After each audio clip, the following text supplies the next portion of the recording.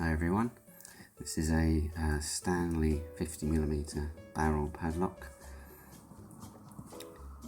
Slightly awkward keyway there, if you can see that. This is the key for it. 4 standard pins as far as I can tell. It's a brand new lock, so it does work.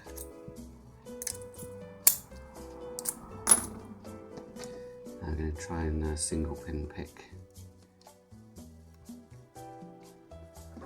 using a clomb hook. I'm going to start at the front.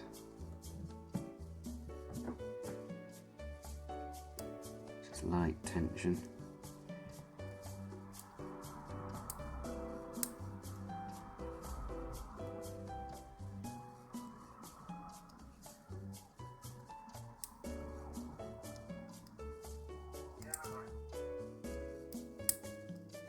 Okay.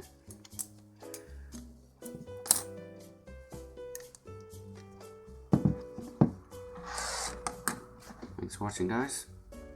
See you soon.